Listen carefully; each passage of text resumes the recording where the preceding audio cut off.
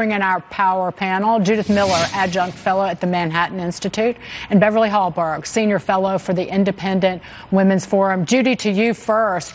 It's just the fact that they picked two chicks and not one. Right, exactly.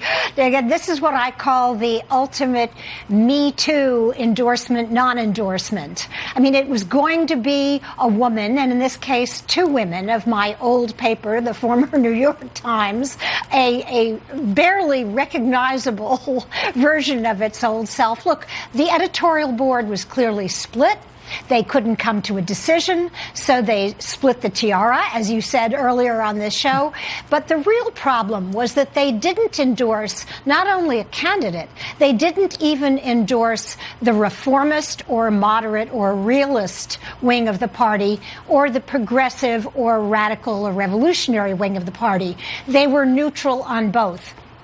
And they were really, really dissing Mayor Bloomberg, whom they endorsed 2 out of 3 times in his mayoral campaign, and Joe Biden and Bernie Sanders, because Sanders and Biden are the true leaders of the wings of those parties, Sanders being the revolutionary or radical wing, a progressive, and Biden, of course, standing for the moderates. So it was an ultimate cop-out, and it reflects the lack of people with real political experience on the editorial board now. Yeah, and you can't be too old. Again, Ellison pointed this out.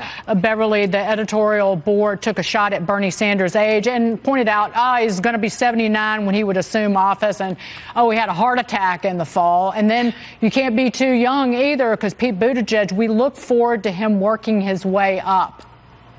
Yeah, I felt with this endorsement, or these two endorsements in general, were just a cop-out. And frankly, I think the pomp and circumstance of newspaper endorsements are a little too self-important for my own liking. I think the New York Times is rightly being criticized for their lack of decision. But I would agree with you. The person who continues to get the shaft in so much of the coverage and endorsement happens to be Bernie Sanders, somebody who actually does energize young people, somebody who has been authentic. And I would say somebody who, as well, in 2016, the DNC did try to change what happened in that primary process. So I think when we look at this, Bernie Sanders is the one who's saying what is going on, especially since people are saying that the establishment, including Nancy Pelosi, is trying to keep him in Washington, D.C. with the impeachment trial rather than being on the campaign trail. Judy, final word from you really quickly.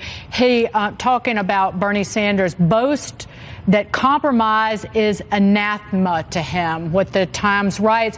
Well, Elizabeth Warren stole much of her platform from him. Exactly. If I were Bernie, I would be furious, because he has been consistently underestimated by the New York Times and by the, quote, elitist establishment. He represents the kind of left-wing version of Donald Trump, and many progressives believe poses the greatest threat to Donald Trump. Stay with us, ladies, Judy and Beverly. With President Trump's Senate trial about to kick into